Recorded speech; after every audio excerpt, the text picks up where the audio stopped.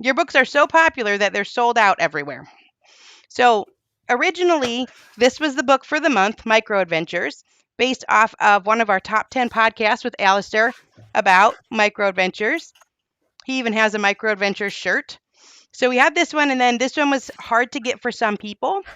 And then, so we added one. We added the Doorstep Mile, which we actually talked about just last month, I think, Alistair.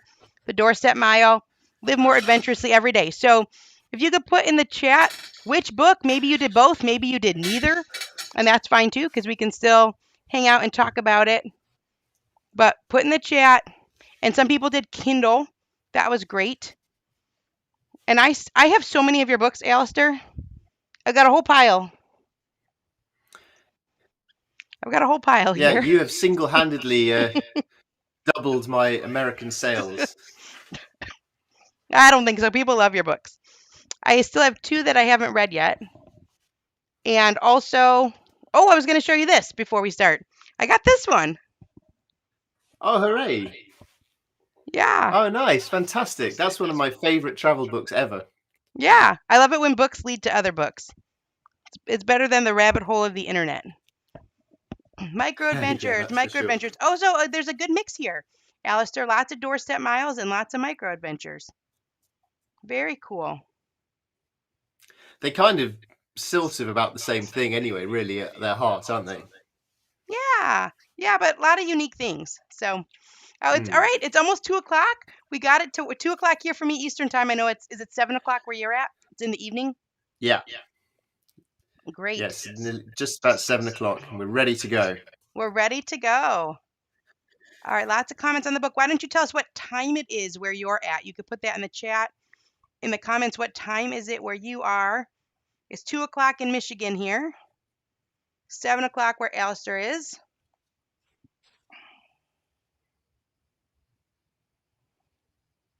I've never done this before, so here I'm so excited. Here we go. Are you ready?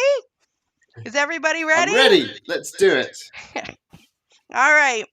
Well, welcome to our first ever 1000 Hours Outside Book Club. Thank you for being here from the bottom of my heart. And Alistair, seriously, this is the coolest thing. I was nervous all day and just, but so thrilled to be able to talk with you and to have this book club. And so, what some people have done is they've gotten together with friends, with their nature groups, gone over some of the questions. I know people have done kids groups based around your books. And so people have done some questions together, but what a treat to have you here as our first ever book club guest and to talk about these fantastic books that you've written that are so inspiring. So can you just start off by giving us a little Alistair introduction, and we're going to go from there. Yeah, sure. So for all the naughty boys and girls who haven't done their homework and read the books, I'm Alastair Humphreys. I am an adventurer, and what I like to do is go out into the world and do adventurous stuff. And there's lots of different definitions of what adventurous stuff means. And then I come home and I write books about them. And one thing I really try and do is encourage people to get out of their normal lives and live a little bit more adventurously. So when I first learnt about 1000 Hours Outside, I thought, aha, these are my kind of people. And I emailed you begging you if I could come on your podcast. And it's been fantastic. I've absolutely loved seeing on social media this month all your tribe of people who've been doing all sorts of cool stuff with their adventures, micro adventures in particular. So yeah, thanks so much for having me. Ah, it's awesome. This has been a really cool journey. I didn't realize when we first connected how inspirational that you are, but also the amount of books that you have and the variety of kids' books. You're pulling in everyone here. And so it's a really special, unique thing about what you do. And I just wanted to pop this comment up here. Lori, they're having the book club. Can you see this? That Lori's comment popped up on the screen. Can people see that? I can't multitask and listen and speak, so I've turned the comments off. What's Laurie up? Oh yeah, book club at the library. Book club cool. at the library tonight. So they're doing that through their library, and I've seen some other libraries that have the program that they're doing the books at their local library, and they're running book club through their library. So that's awesome. So let's talk about these 2 books, Microadventures And you're also a photographer, so this is such a cool picture on the front. And there's also Grand Adventures, which I haven't read yet, but matching books are great because they look good on a bookshelf, don't they? Grand Adventures. Yeah, And then look at this. That looks amazing. But can you tell us about a micro adventure that you've been on recently? so I I go off and I do talks sometimes for businesses and events and stuff. And I went to do a talk a couple of weeks ago in Yorkshire, up in the north of England. It was quite a beautiful part of the country. But the organisers, they kindly organised me to stay in like a little hotel place, which is very nice of them. But I sort of thought a bit late, I thought, oh, I'd rather just go and sleep in the woods. But I didn't want to be rude because they'd done this organising. So I didn't tell anyone. But so I did my talk, and then I went off to where I was meant to stay for the night, and then I put my little rucksack on, which I'd packed with my tarpaulin and my sleeping bag, and I tiptoed off into the woods, and I slept under the stars. It was freezing cold, but I was wrapped up warm, and the stars were beautiful, and it was a lovely night. And I got up early in the morning. I went for a run, warmed myself up, got on the train, and came back home. It was great. Wow, that's a cool micro adventure. If you want to throw your micro adventure in the comments, Janice she turned 40 on Friday. She's going to sleep alone for the first time outside in her life as soon as the temperature is rising. So if you want to put a micro adventure in the comments, we were just in Arizona for a work related school tour, and the times were really short and we had to be places at certain times, but you just slip that adventure in. We went and hiked up to a huge cactus because we don't have those where we live in Michigan. It was maybe 20 minutes, but the kids were so enthused how tall it was compared to them. So it's worth it, these small adventures. So if you want to put a micro adventure that you've done recently in the chat, then we can share some of those and see some people's different ideas. Even this one says our homeschool teens group has a hike and book talk discussion. That's a micro adventure, and really cool that you're doing that with your teens. So put your micro adventures in the chat.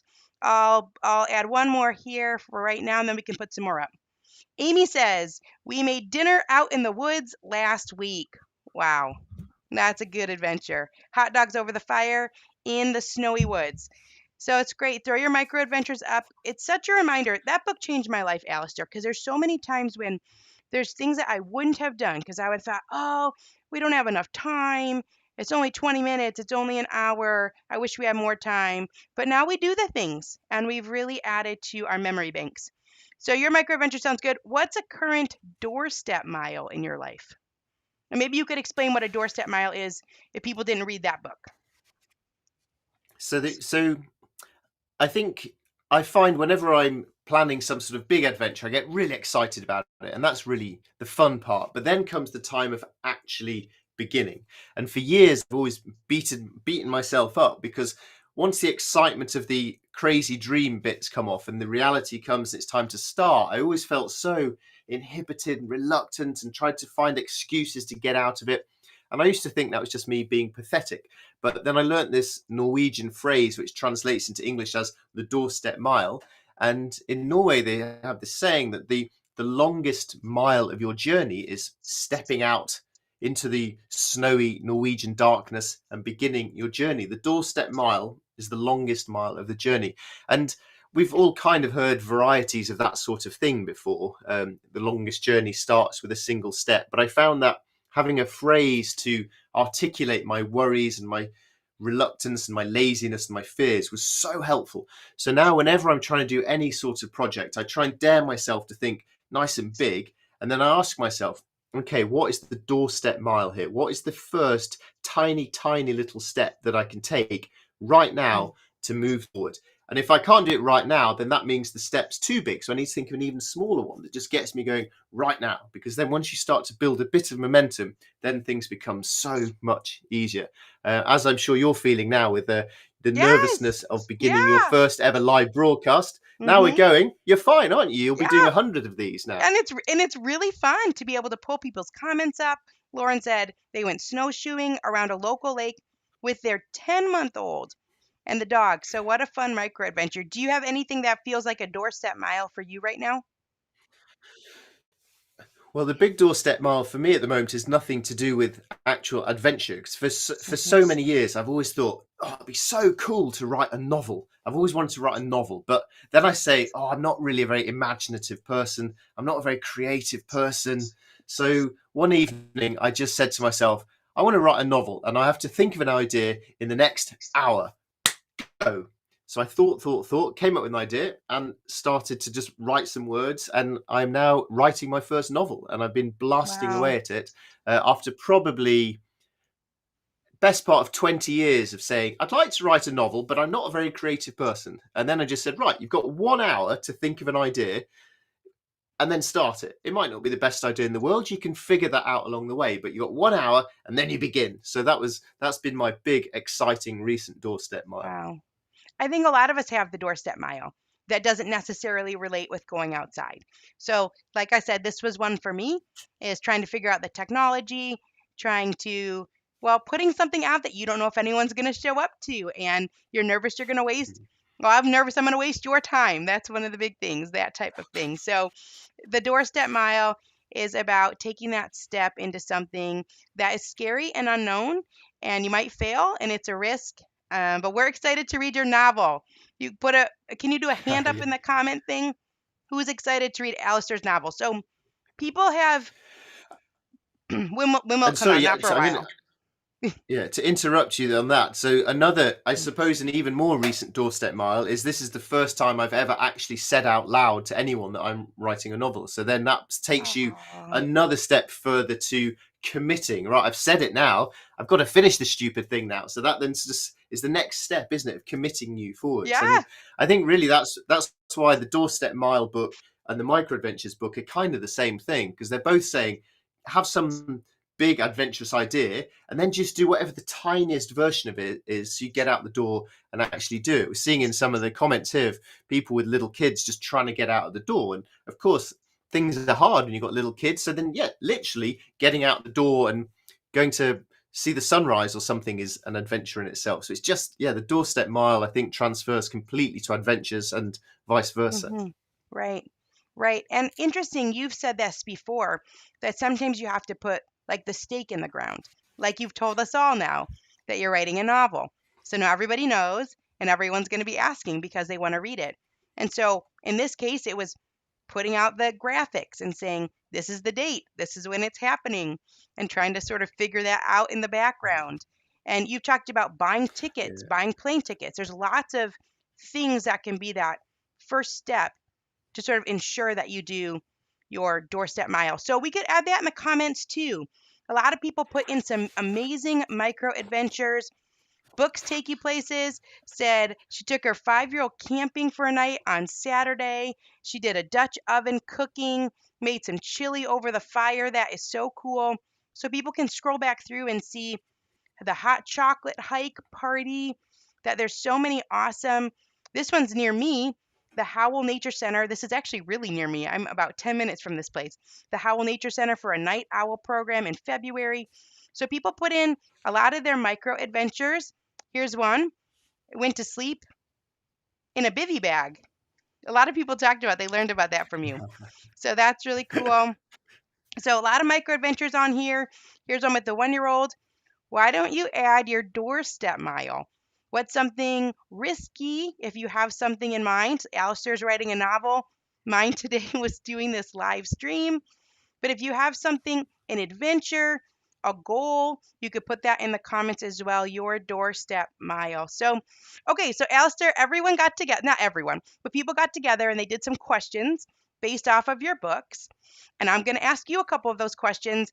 And then we're going to get into questions that people submitted. We got a lot of awesome questions submitted.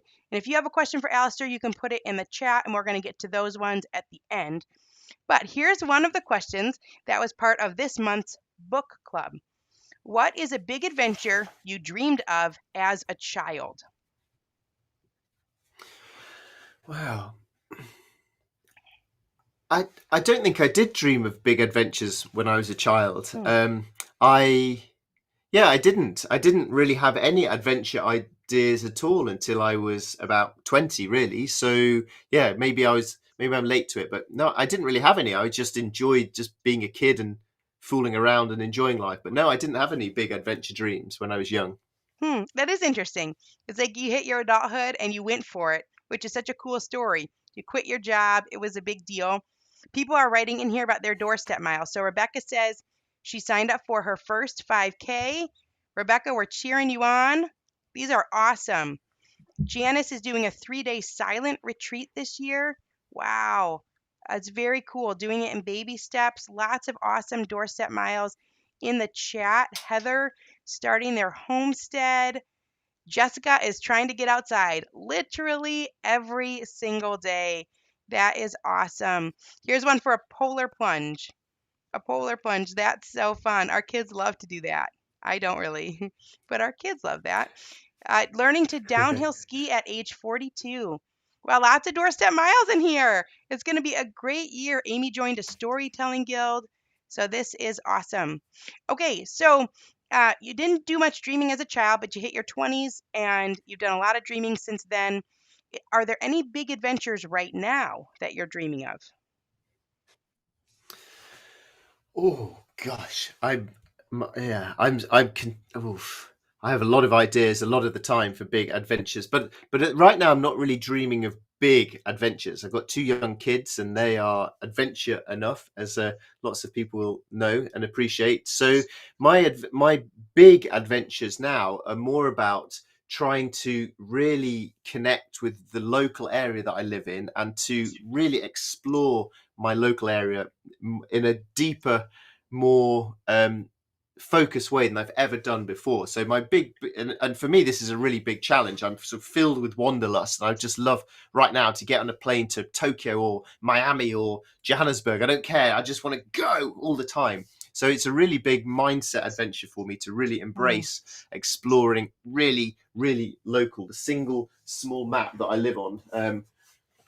I've got it somewhere. Where is it? I can't. Oh, here. Look. So we have these in the UK. We have these hiking maps, and they're not very big. It measures about 15 miles across, and I am just trying to explore really thoroughly the map that I live on. So that's my big, big adventure now. I think that's a great answer because you always say if it's an adventure to you, it's an adventure to you. It looks different for everyone. Adventure looks different for everyone. And that also is a basis for a book of yours that's coming out, correct? Yeah, so this is what I'm writing at the moment. I've spent a year exploring this one small map, just trying to go deeper into the nature and everything local to me. So just trying to teach myself to pay more attention. Mary Oliver said something like instructions for life: pay attention, be astonished, tell about it, which I think is a good maxim to live by. Yeah. And that's what you're doing. So you have a book about exploring those mile by mile spots coming out. So I think we'll look forward to that as well as the novel. And then one other question from our actual book club. But before I get there, people are leaving some questions, but talking about different things that they're looking forward to do, visiting all the coffee shops in Rochester, our largest city closest to us. How fun! What a fun year. So lots of great things in here. Hike hike the Appalachian Trail. And here's one, Alistair, look at this. Hallie bought a map of their city. So they're doing something similar to you to Hey. try and track where they're walking this year. Okay, one more question from our book club. What are some ways you sprinkle a bit more adventure into the margin of your days? What are some ways you sprinkle? That's right from your book. Sprinkle a bit more adventure into the margin of your days. Yeah, I think a really important thing, especially when your life gets busy with boring real life stuff, is to just notice the 20 minutes here, the 10 minutes there, the 15 minutes when you're just sitting around, I don't know, waiting for something, and the temptation to just flick through Twitter or something. And much more interesting is to just go climb a little tree, or I've been really trying to get into learning birdsong recently. I've got a fantastic app called BirdNet, which listens and then tells you what the bird is. And from that, I've been getting much better at learning that. So I try and do that. I've been climbing a tree once a month. That takes about 20 minutes to do, but has a much bigger impact than just that small time. When I'm feeling really busy, I make myself just go sit in the woods for half an hour or an hour and just sit on a log and do nothing, which for a hyperactive person is quite boring. And then when the weather warms up a bit, I love swimming in rivers whenever I get the chance. Yeah. 10, 15 minutes, it makes a difference. It really does. So some people are putting some questions Especially if you do in. it every day. Yeah. Yeah, it really adds up. That's really kind of what 1,000 hours outside is. We hit 50 hours outside yesterday. That's really not that much time.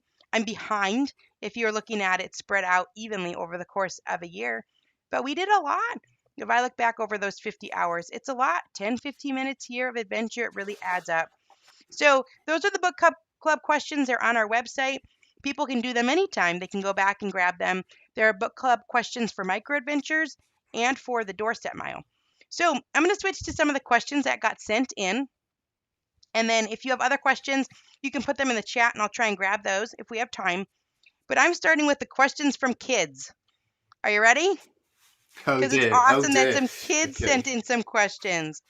So Renee, Questions about toilets coming up. Renee is from Canada and she is 7 years old. And she sent in this question: how long did it take you to finish the books of The Boy Who Biked the World? How did you start to write the series? So I've got those books Oh, here. I that's can hold them up. This is a fantastic trilogy. The Boy Who Biked the World, 3 books. Looks good, just like the other ones. And a lot of nature groups are doing craft day or presentation day. There's so much to learn in these. So Renee wanted to know, how long did it take you to finish this trilogy and how did you start to write them?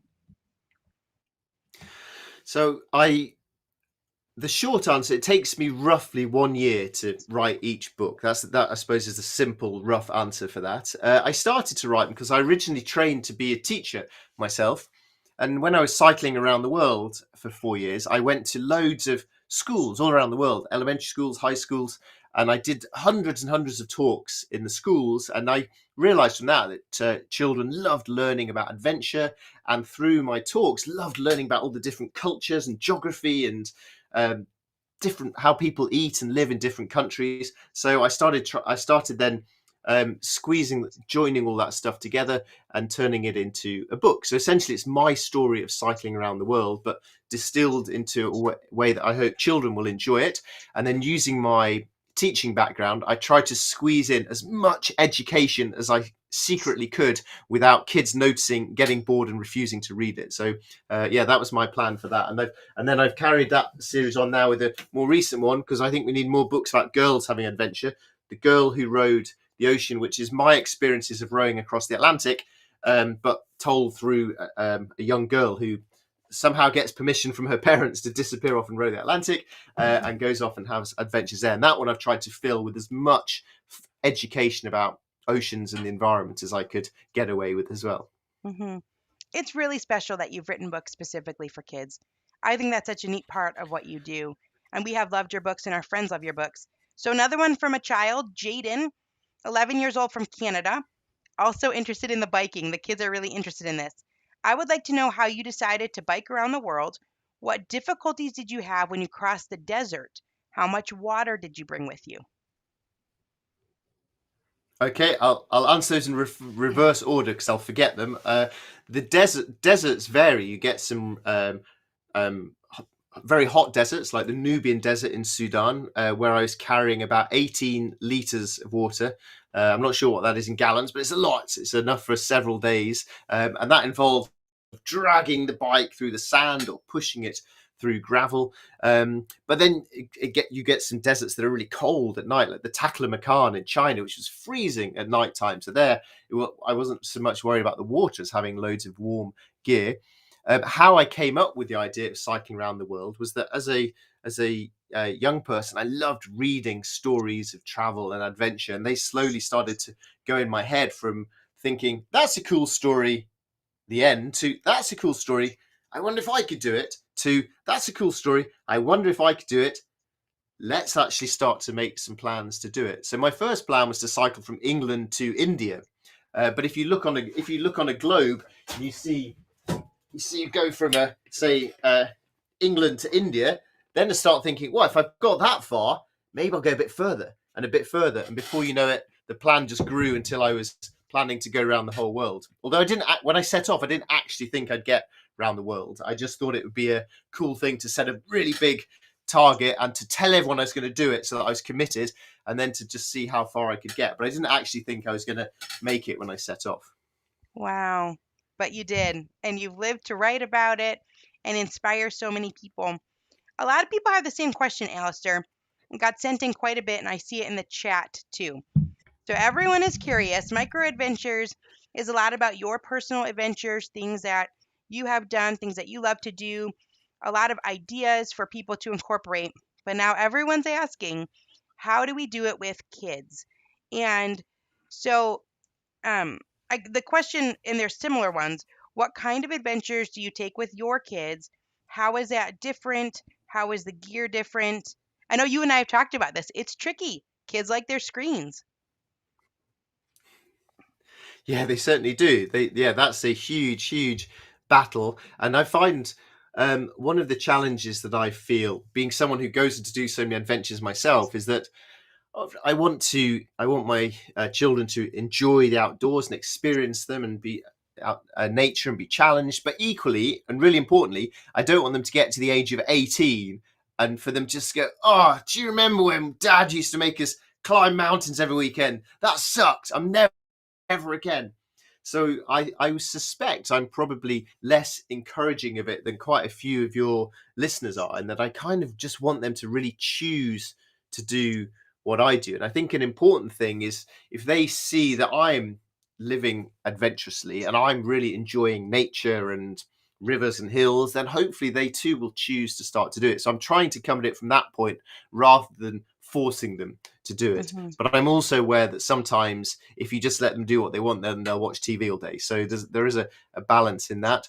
In terms of what sort of things to do with children, it's just I think it's important to not underestimate the adventurous spirit of young people. They're really up for adventure and doing silly, stupid, crazy stuff, probably much more than us boring adults are. And then it's just a case of making sure that it's realistic in terms of not doing so much that they never want to do it again. And packing loads of snacks and warm clothes. And just from looking down the comments here, there's such a variety of people are saying, "Oh, it's too cold where I live. It's too hot where I live." So I think you just have to use your common sense to adapt it to where you live. Start with something really small, and then next week do something just a little bit bolder than last week, and you'll start to Hmm. learn that way, but without anything too disastrous happening. If you just start with them really small. I think that's why I was so drawn to your Micro Adventures book because it just is a reminder that these small things count. And if you want to put in the chat some of your favorite things to do with kids as ideas for other people, that would be a great idea. And I can pull those up on the screen too. But sometimes it's the small things. We take a walk, we bring a basketball, and the kids dribble and they pass it back and forth. And that feels a little bit more like an adventure. And all of these things with small kids, they feel like adventures, especially if you're with small kids, because it's a lot of work and it's neat to see it through their eyes. So there's a question here about teenagers. Do you have teenagers yet? Are No. yours teenagers? Not quite. Yeah, yours are younger. So we encourage our teenagers by bringing other teenagers. That's how it works in our family. Our kids don't want to adventure either unless we bring friends along. So that was some of the questions from the Patton Nettles family from Illinois.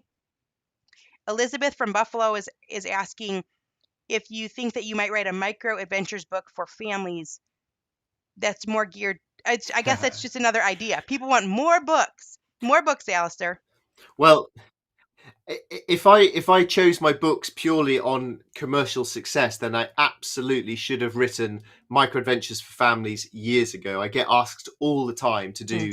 write books about microadventures for kids. I get asked that all the time, but for all sorts of reasons, I'm not actually that interested in writing it myself. So I offer that out to any listeners. Go take the title, make your fortune, send me a Ferrari when you've done. But yeah, I get asked that all the time, Yeah. but it's not on my plan of books to write.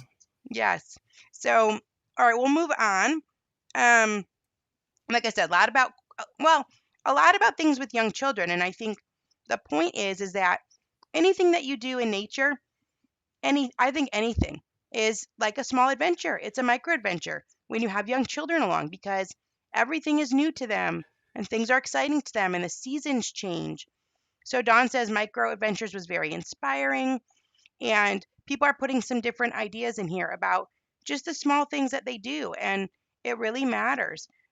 This one is they bring their backpacks, they put their lunches in, and we go on a hike, and that's a great micro adventure. Playing poo sticks. These things all count and they're really meaningful. Amy brings up geocaching.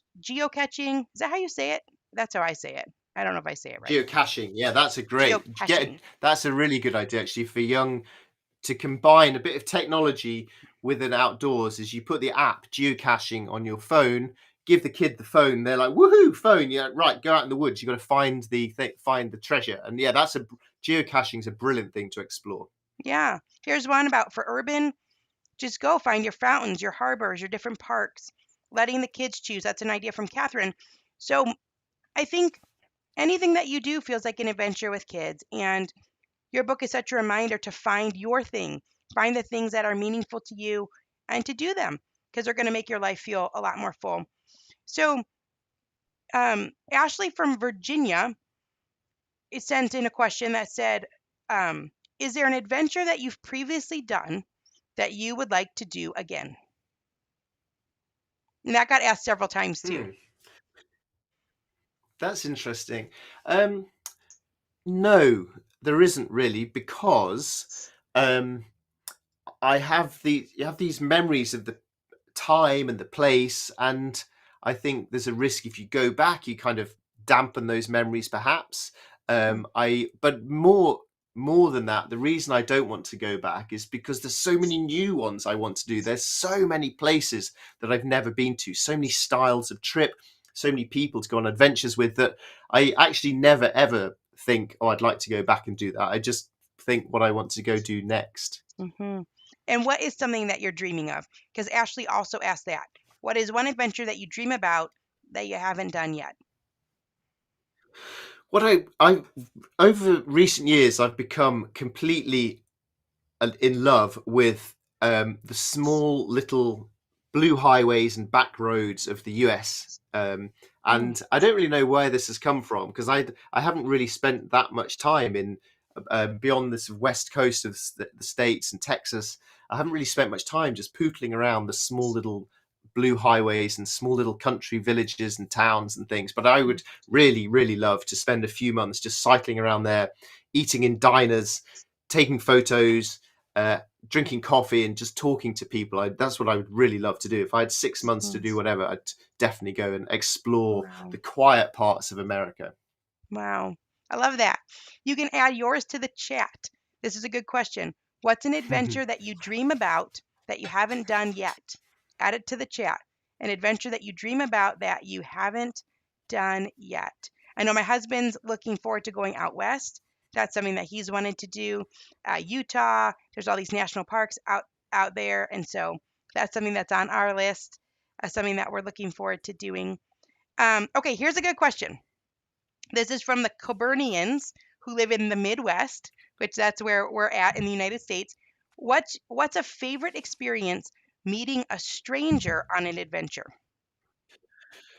Oh, that's a nice question. Well, when I set off to cycle around the world on my own, what I thought I wanted was a solo wilderness experience. I wanted to see whether me on my own could cope with deserts and mountains and Africa and China and all this sort of stuff.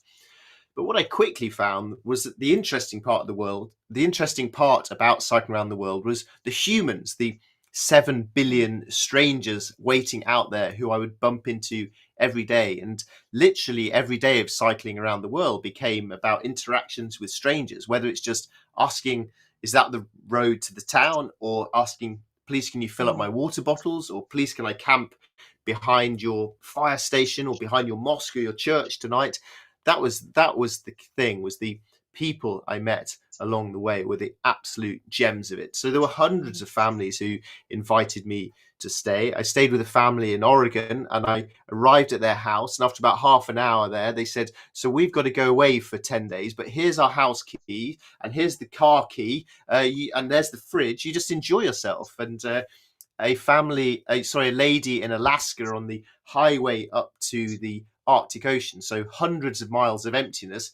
She slammed on her brakes on this dirt highway, wound down her window, handed me a takeaway pizza that she'd driven for hours to get. She had a big pile of pizzas, gave me a pizza and drove off, left me in a cloud of dust, clutching a takeaway pizza. And I just burst into tears at the kindness of it. Wow. But I remember a lorry driver in Egypt. I'd completely run out of food, and he gave me a stale piece of flatbread and an onion, and I had an onion sandwich, and I've never had anything so tasty. So there's just big adventures in Mm, different places are just filled with the yeah. kindness of strangers. That's an absolute gem of it.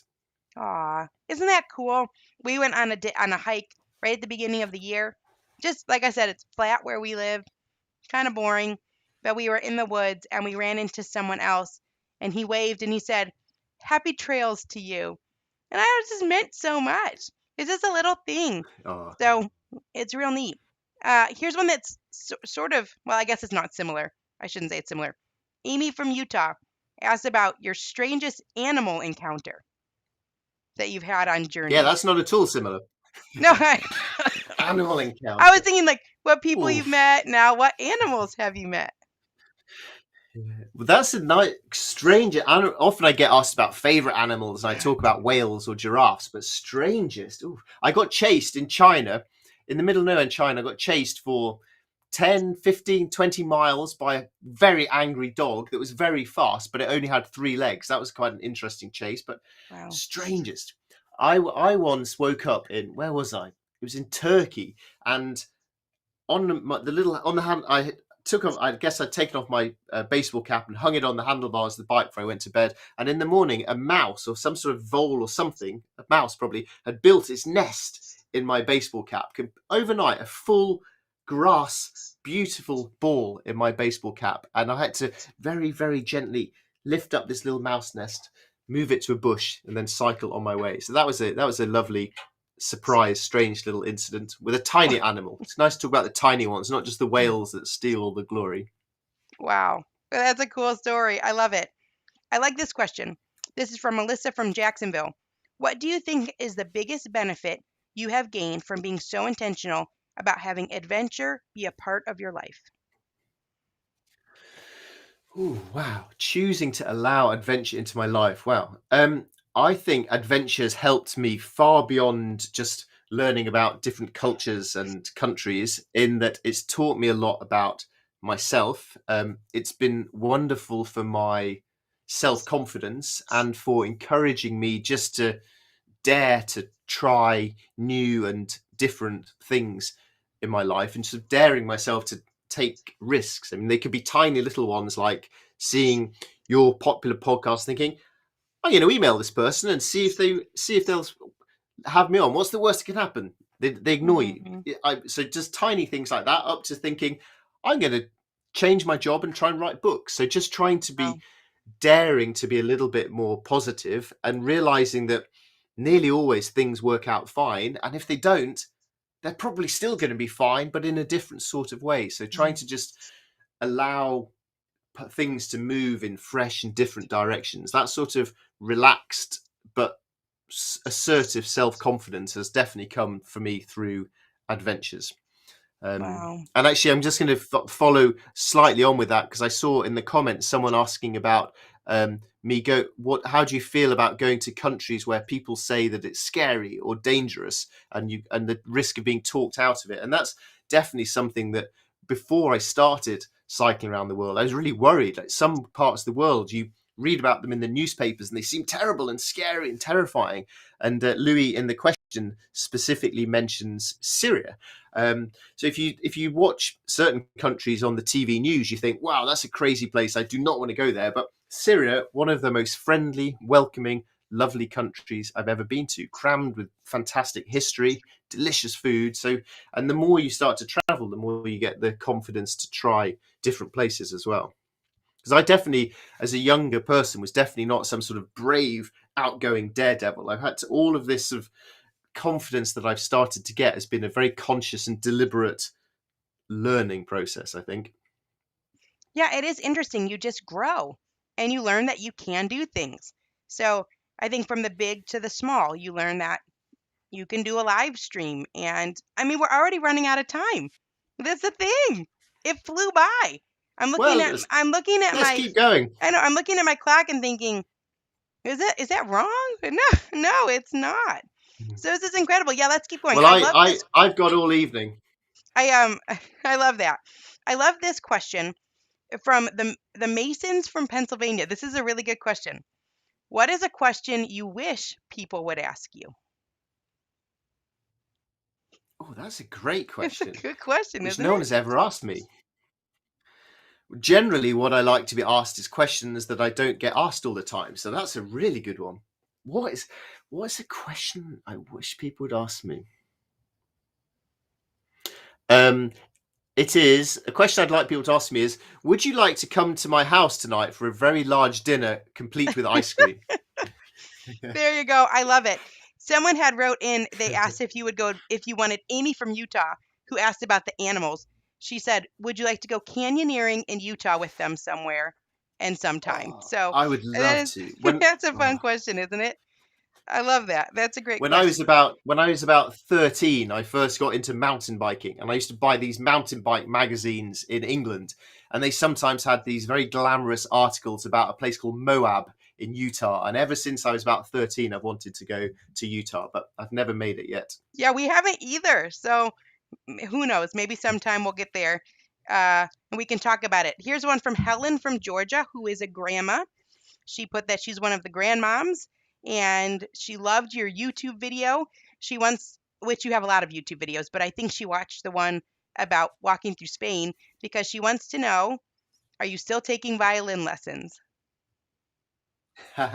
Yeah, so I've got a YouTube video called My Midsummer Morning about playing my violin through Spain. And if you want to, that I guess for me was a real example of just daring myself to do something that was spectacularly beyond my comfort zone, that turned out great. I'm really bad at the violin, as she will know from listening to that, and I've actually now retired from the violin. It was just I was making so little progress.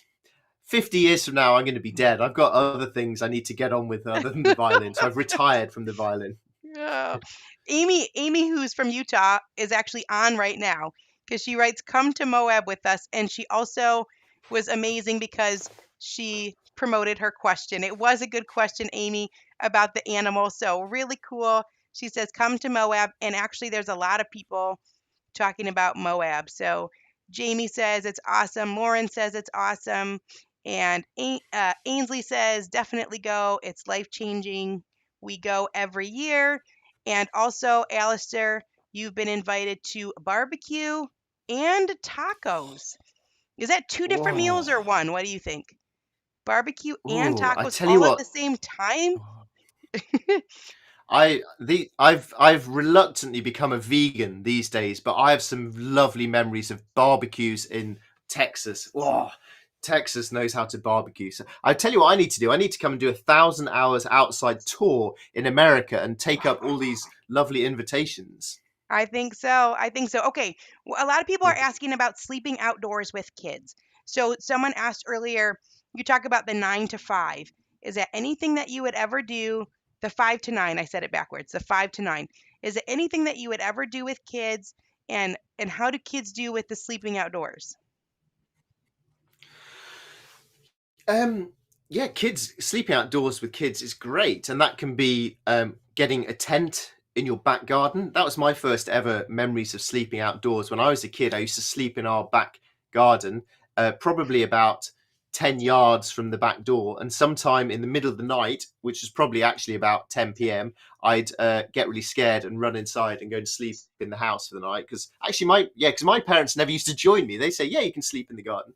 But now these days, I tend to camp out with my kids. So yeah, doing it in your garden, just getting a tarpaulin, like a big plastic sheet, and rigging it up from some trees, put another one on the ground, and then you can just go outside with your duvets and your blankets and your pillows. You don't even need a tent for this. Maybe when the weather, depending on where you live, the weather's a bit nicer. And yeah, it's a great thing to do. You could do it on a school night. It's great. Kids are very up for trying these sort of things. So yeah, Yeah. I think it's a really good thing to do, and starting so small right outside your back door, so that if they don't like it, you just come inside, go to bed, and nothing lost. Right. And a lot of people talked about, well, things are different. There's right to roam in certain parts of the world. In the United States, it's a lot more private property. So you would maybe have to go to a park or to an actual campsite. So I like that idea of finding a spot that you can go that's close to home. How exciting! How exciting would it be for a kid to do that, even maybe even on a school night? So okay, we've got time here for let's do one more question from the chat because I like this one. It says, "Does your wife get jealous of all the adventures you've been on?" Jamie posted that one. That's a good question, Jamie. Does your wife get jealous of all the adventures you've been on? What do you think? I'm also, but I will answer that. I'm also enjoying that I need to translate from English to American. That yeah, garden means backyard. I like this. Does my no, my wife's not jealous. My wife's quite intelligent. She likes to be inside in a warm, comfortable bed, having a nice hot bath. So no, she thinks I'm a bit silly. But opposites attract sometimes, don't they? Oh, I love that. Here's one about this is my children camp out eternally. Hammocks, cowboy camp, build a teepee. Monica writes, "We sleep outside in our yard on the trampoline and they stargaze." So this is great. Lots of good ideas. And that was a good answer, wasn't it, Jamie? Yeah, I love sorry. it. Ainsley there reminds me of another thing. During COVID lockdown, my kids do Cub Scouts, and they always do camping sort of stuff. But in lockdown, that wasn't possible, so they did an indoor camp, and they did it. It was via Zoom. All the different kids had their laptops with Zoom, and they built tents in the house out of blankets and duvets, and Wow. just slept on the sitting room floor. So yeah, you can do indoor camping and then move to the backyard, and then you can go from there to the state parks where you can book and have permission, and you don't have to worry about the right to roam and safety issues like that. And once you're completely fine with that, you can then go on tour to a national park and stay there. And then when you're fine with that, then you can just go wild camp underneath the Hollywood sign, as I did one night, which was fantastic, but probably not something to do for a first timer. That's incredible. All right, one more question about your wife. People are curious. Is she as adventurous as you are, which you kind of just answered that? Have you had any romantic adventures together? Amy, that's a good question. Well, yeah, I've never been asked that before. No, we kind of don't know how to answer that. That's great. All right, I love it. There's really awesome comments if you guys scroll through. Emma writes about camping countless times, and so real awesome comments here. And then Amy reminding everyone, I thought you meant garden. I thought it would be great to sleep in a garden, but garden also can mean backyard. What is So it? What is a garden then? a What's garden, a garden? oh, a garden is where you grow your fruits and your vegetables and your flowers. What do you call that? Isn't is that different to your backyard? Yeah, so a backyard would maybe be grass or a play set, but the garden is like the garden is the garden. You go gardening. What do you call that? What's the word for where Uh, are your vegetables growing? I think in England the vegetables would just grow in a part of your backyard, like called where the vegetable bit. The vegetable bit. That's so interesting. We need There's to so start a much new to learn. podcast about language. There you go. There you go. I love that. Well, Alistair, this has been awesome. I want to talk to let everyone know you have a vast amount of books. I'm going to hold this up here. I've got this stack so everyone can see. One of them is as I walked out one midsummer morning that you suggested, but all of the rest of these are yours, and I don't even have all of them. So could you real quick, could we do a quick commercial so people know what you got and what they could add to their home or check out from the library? So let's start here. Okay, so the Boy Who Bite the World, that's for children from probably about 6 to maybe 11 to 12. It's about my story cycling around the world. It's a kid, and it's full of geography and culture and facts about adventures around the world. Great for a read aloud. The kids love these, and it you can jump off and learn so much. This one's next? This is a kind of sequel. This is the boy's sister, Lucy, and she goes off to row the Atlantic, and that's probably 7 to 12-year-olds again, full of ocean and eco and environmental and girl power sort of messages. But I Yeah. hope that boys will read it too, because they should Yes. do. Great book. I love this one. And you have a Uh, similar one coming out next year, this summer? Yeah, so this is 20 of the adventurers and explorers who inspired me when I was young to want to go on my own adventure. So it's a sort of a visual, graphic book of short introduction to my adventure heroes, and I that's probably love this again one. for five. That's probably from maybe 4-year-olds to 11-year-olds, I think. But yeah, I'm glad you like that. I love this one. And do you have one coming out this Oh, summer that's similar? yeah, so I've got a sequel to that coming out this summer, which is it's going to be Great Adventurers Against the Odds. It's people who seemingly failed but learned important life lessons from their failed adventures. I can't wait for that one. This is the type of book that you can read again and again and go through, and it's comics, and you can sit with your kid, and then it can take you to the next step, which is, what is that person's book, that person's biography or autobiography. So I love that one. There's these two. Yeah, so Microadventures is if you want to go small camping little things local to where you are, is small short local things, and then Grand Adventures is what happens if you save up $20 a week every week for a year. You have $1,000, which in English we call a grand. What big adventures could you do with that? So that's like big go cycle around the world sort of adventures. All right, now our other book club book for this month, The Doorstep Mile, we've talked a little bit about. I love this one. Yeah, This one, that's me heading dangerously into the world of self-help, but that's have a big idea, work out what's stopping you, and then take the first tiny little step to get you moving.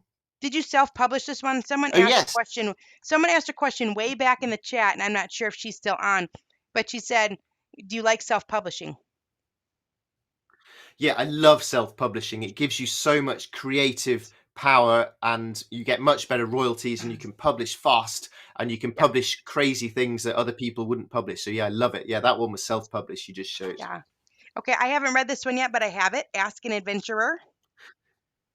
Yeah, this is also self-published. This is my attempt to talk about how to be a creative, self-employed person and to earn a living out of doing what you love doing. And it's the sort of questions I get asked a lot about the behind the scenes working side of my life. All right, Alistair, which ones am I missing? I know I'm missing a few.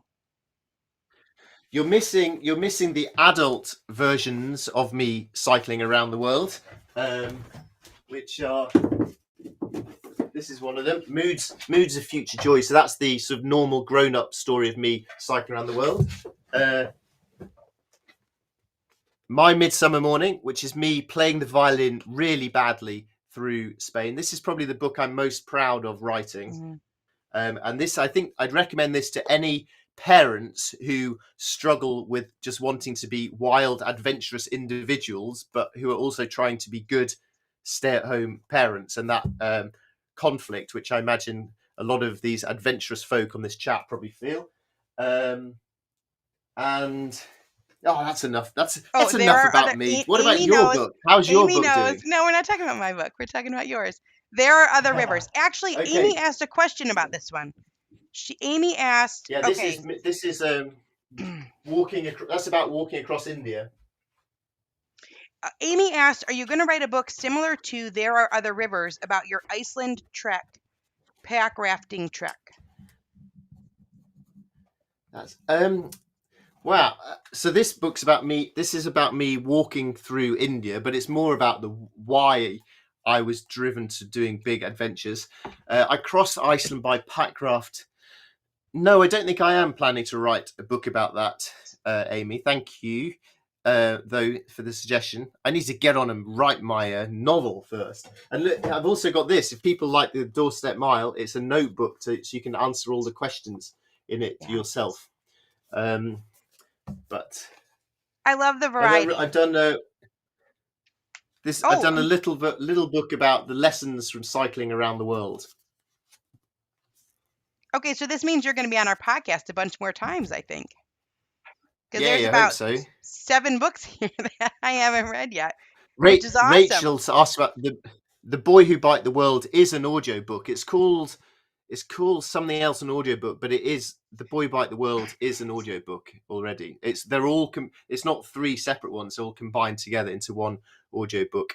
And The Girl Who Rode an Ocean is also an audiobook. I recorded it here in my shed, hiding under a duvet in the hottest summer on record, so it's very sweaty while I was writing it. And the Doorstep Mile notebook is on Amazon.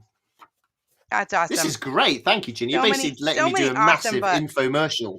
Well, though they're very life changing. They're very inspiring. If you can read a book and spend $10 or $15, even $20, and it can change your life dramatically, that's good. That's money well spent. You can get it from the library, a book swap, share with your nature group, and we can start inspiring our kids too. I think that's a really special thing about what you do. You say you were inspired by other people's adventures, and now you've handed down your adventures in a package that works for children. And so, both of the questions that came in from the kids were about your biking adventures. And so it's really important. Our kids are inundated with technology, and so you are sparking their creative minds that there's more out there. So a lot of people are just leaving such nice notes beyond the books homeschool, just saying thank you. And thank to all you who came. This has been really special. I was, like I said, very nervous about both the technology and just the whole thing. It's hard to try new things. And so, from the bottom of my heart, I'm so glad that you are all here. There was close to 200 of us, I think, hanging out today at one point. And so, I know we've gone over a little bit of time, but I want to read this last thank you. This is for you, Alistair, from Kelly from New York. She submitted, she said, not a question, just saying thank you. Giving everyday people the power of adventure in everyday life has helped my kids and I venture out of our comfort zones. Going to a nearby place and calling it an adventure to a 5 and 3-year-old has helped us get out more. The kids love the micro adventure idea, and we are always amazed at what we find on our adventure. Things as simple as puddles, but puddles within a new location makes the kids so happy. Thank you for sharing your ideas. We will keep all these memories with us as the kids grow. So thank you. And thanks to everyone who joined. Oh, that's lovely. It's been fantastic. So we'll That be was looking forward to your that new comment books. was also a very good summary. Sorry, I'm going to interrupt you rudely to say that comment there was also a very good summary of what you're doing with 1,000 hours Oh, outside. So make sure you keep on singing the good news. You're doing a brilliant thing. no, thank you. So if you're interested in the 1000 Hours Outside Book Club, the questions will stay up. They are on our website, 1000hoursoutside.com. So you can go back and see the January questions from Alistair's books, Microadventures and The Doorstep Mile. There's also an adventure prompt, which is cook and eat a meal outside, which I saw some had done and posted about in different places. So that was the adventure that went along. Our book for February is Why Can't We Just Play with author Pam Labley? And the questions are there as well. Just everything is on our website, 1000hoursoutside.com. And if you sign up for the email list, isn't that always the best, Alistair? Because that's where you get all the information. You don't miss it. Social media, you miss stuff because people don't see it. It's not shown to everyone. So the email list is a place to go. So you make sure you get the links. And thank you again, everyone, for being here. And Jeannie, what a nice comment. And oh, I love this one from Catherine. You got me out of bed for an early walk with my dog in the nature reserve. So thanks everyone for being here, and we'll talk to you soon. Alistair will be back. I know because we've got lots more to talk about. Thanks everyone. Okay, I'm gonna attempt to end it. Wish The me luck, universe is everybody. about to explode. Thank you for being here. I'm pressing a button that says finish, and we're gonna see if it works. Thank you.